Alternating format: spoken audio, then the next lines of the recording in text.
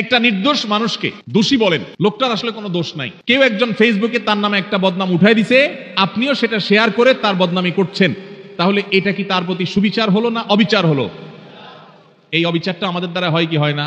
ঠিক একইভাবে আমাদের আশেপাশে অসংখ্যবার সকাল থেকে রাত পর্যন্ত আমরা দেখা যায় আমরা অবিচার করি, আমরা টেরও পাই না।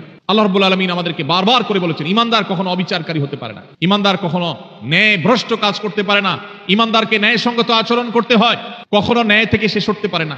আপনি দোকানদার মানুষ, আপনি মুদি দোকানদারি করেন, কাস্টমারকে দেশি মসুর ডাল দেওয়ার কথা বলে সাথে ইন্ডিয়ান মশারি মিশিয়ে দিলেন, এটা কি তার প্রতি সুবিচার করলেন না অবিচার করলেন? দাম নিলেন দেশি মশারির, দিলেন ইন্ডিয়ানটা মিশায়া। মশারি ইন্ডিয়ানটার দাম বেশি না দেশিটার দাম বেশি? যেটার দাম বেশি ওইটার টাকা নিলেন আর কম দামাটার সাথে মিশিয়ে দিলেন। ন্যায় বিচার হলো না অবিচার হলো? তার যা হক সেটা দেয়া হয়েছে না নষ্ট করা হয়েছে? ভাইরা আমার, আপনি কাস্টমার, দোকানদার না। টাকা একটা ছিঁড়ে গেছে, টাকা ছিঁড়লে টাকার মান কমে না। বাংলাদেশ ব্যাংকের নিয়ম অনুযায়ী, দেশের প্রচলিত আইন অনুযায়ী কোনো টাকা ছিঁড়লে ওইটার মান কমে যায় না। কিন্তু যেভাবেই হোক আমাদের সমাজে কারো কাছে ছেঁড়া টাকা থাকলে সে ওই টাকা চালাইতে খবর আছে, কারণ কেউ ছেঁড়া টাকা নিতে চায় না। এই জন্য আপনার কাছে কোনোভাবে একটা ছেঁড়া টাকা চলে আসছে, আপনি ছেঁড়া অংশকে লুকায়া দোকানদারকে এমন ভাবে দিয়ে দিচ্ছেন ব্যস্ততার মধ্যে বেটা ক্যাশে রেখে দিচ্ছে। সুবিচার হলো নাকি অবিচার হলো? দোকানদার আপনাকে জিনিসটা দিছে ভালো, আপনি টাকাটা দিছেন এমন টাকা যে টাকা নিয়ে তার ভেজালে পড়া লাগবে, তাহলে কি সুবিচার হয়েছে না অবিচার হয়েছে?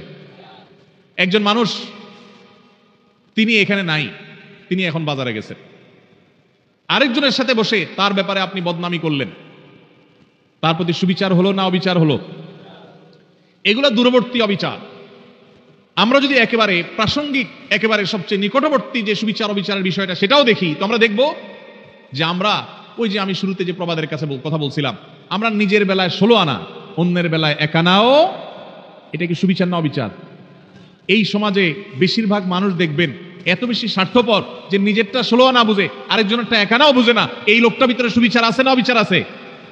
আল্লাহ রাব্বুল আলামিন অবিচারকারী মানুষদের ভালোবাসেন না, আল্লাহ ভালোবাসেন সুবিচারকারী মানুষদের।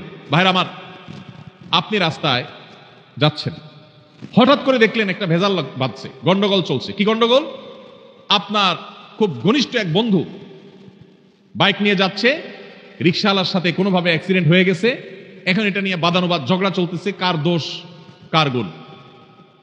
আপনি সেখানে গিয়ে যখন দেখছেন যে আমার দোস্ত বাইক চালাচ্ছে, রিকশাওয়ালার সাথে সংঘর্ষ হয়েছে, রিকশা আরোহী পড়ে গেছেন, আহত হয়েছেন, রিকশাওয়ালা ক্ষতিগ্রস্ত হয়েছেন, আপনি চোখ বন্ধ করে ডাইরেক্ট যায়া যেভাবে হোক ঘুরায় পেঁচায় আপনার দোস্ত, আপনার বন্ধুর পক্ষ অবলম্বন করলেন, আর রিকশাওয়ালা বললেন ভাই আপনারই তো দোষ মনে হচ্ছে। সুবিচার না অবিচার? আপনি ভালো করে জানেন না, আপনি ওখানে ছিলেনও না, আপনার দোস্ত দেখে আপনি তার পক্ষ নিয়ে নিলেন, আরেকজনের বিপক্ষে চলে গেলেন। সুবিচার না অবিচার? আপনার এলাকার মানুষের সাথে আরেক এলাকার মানুষের গন্ডগোল লাগছে, আপনি যাই দেখলেন আরে আমার বাড়ির কাছের মানুষ, এবার যেহেতু আমার বাড়ির কাছের মানুষ, অতএব অন্ধের মতো তার সমর্থন করলাম, সে অন্যায়কারী হোক আর নির্দোষ হোক, সে যেটাই হোক না কেন আমার এলাকার লোক, বিধায় তার সমর্থন আমি করলাম। সুবিচার না অবিচার? কারণ তার পক্ষে যদি আপনি নেন আর যদি সে আসলে দোষী হয়, তাহলে আপনি দোষীর পক্ষ নিলেন, নির্দোষের বিরুদ্ধে গেলেন। সুবিচার হবে না অবিচার হবে? ইমানদার কখনো অবিচার করতে পারে? ভাইরা আমার, এই কথাকে আল্লাহ রাব্বুল আলামিন কোরআনে কারীমে সূরা মুমতাহানার 8 নম্বর আয়াতে বলেছেন।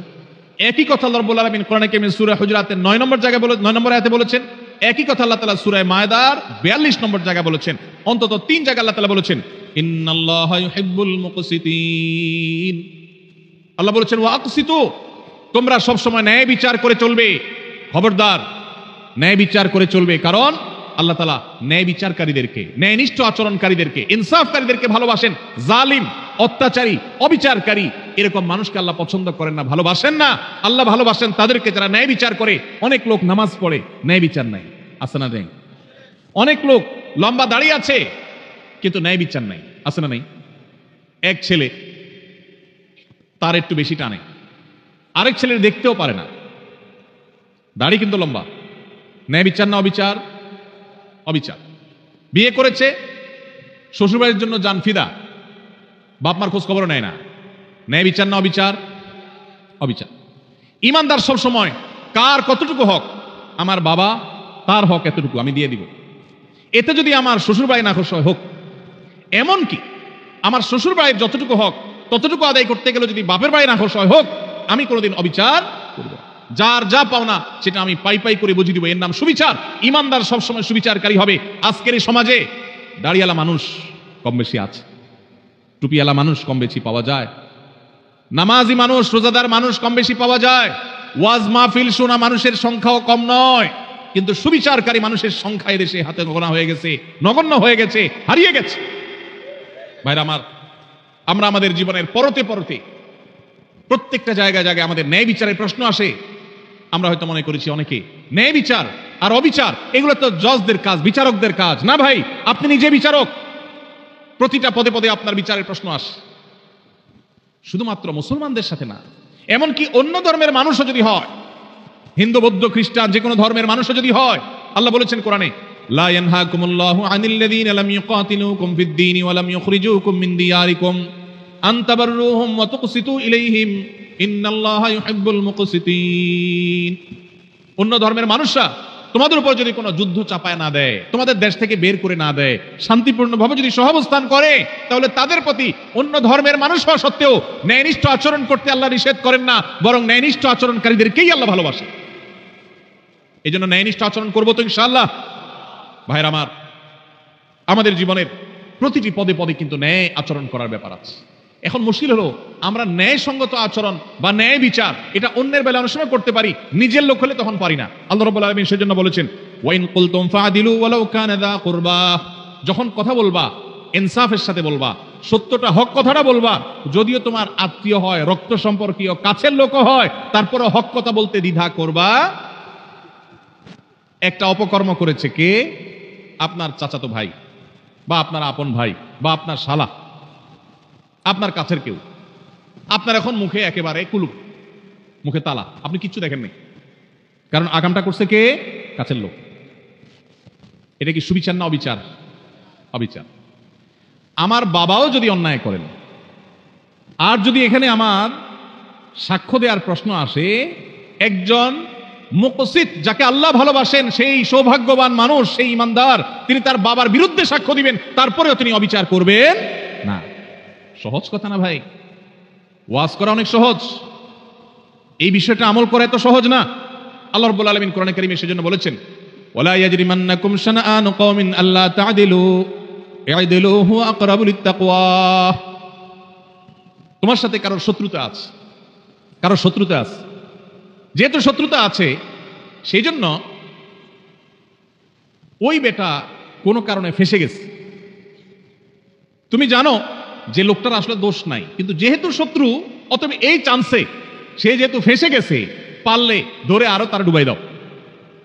এই আচরণটা আমাদের সমাজে আছে না নাই? রাজনৈতিক দ্বন্দ্ব আছে, আপনি এক দল করেন, সে আরেক দল করে, যেভাবে হোক সে ফেসে গেছে, আসলে সে দোষী না, আপনি জানেন। দোষী হলে তো ভিন্ন কথা, মনে করেন সে দোষী না, এটা আপনি জানেন, যেহেতু তার সাথে আপনার রাজনৈতিক দ্বন্দ্ব আছে এবং সে ফেসে গেছে, তার নামে একটা বদনাম উঠে গেছে, তাহলে এবার এই চান্সে আপনিও ঢোল পিটাইয়া তার বদনামে আরো বাড়ায় দিলেন। সুবিচার না অবিচার? আল্লাহ এই কথা বলেছেন, ওয়ালা ইয়াজরিমান্নাকুম শানাআনু কওমিন আল্লা তা'দিলু। খবরদার, কারোর সাথে তোমার শত্রুতা থাকতে পারে, ভিন্ন মত থাকতে পারে, ভিন্ন চিন্তা থাকতে পারে, মতবিরোধ থাকতে পারে, মতপার্থক্য থাকতে পারে, তোমার সাথে যত শত শত্রুতা থাকুক না কেন, শত্রুতার কারণে তার প্রতি জুলুম যেন না হয়। হক কথা শত্রুর পক্ষেও যদি যায়, সেটা বলতে তোমার দ্বিধা করা যাবে না। আর যদি হক কথা বলতে গিয়ে নিজের কাছের লোক বেজার হয়, সেটা বলতেও দ্বিধা করা যাবে না। কোনো অবস্থাতে অবিচার করা যাবে। আল্লাহ রাব্বুল আলামিন সেই মানুষদেরকে ভালোবাসেন যারা অবিচার করে না। ভাইরা আমার, এই ব্যাধিটা আমাদের সমাজের সবচেয়ে প্রকট আকার ধারণ করেছে। শহরে গ্রামে সর্বত্র আপনি দেখবেন যে মানুষটার সবই ভালো, কিন্তু তার বিবেক বিবেচনা অনুযায়ী সে কাজ করে না।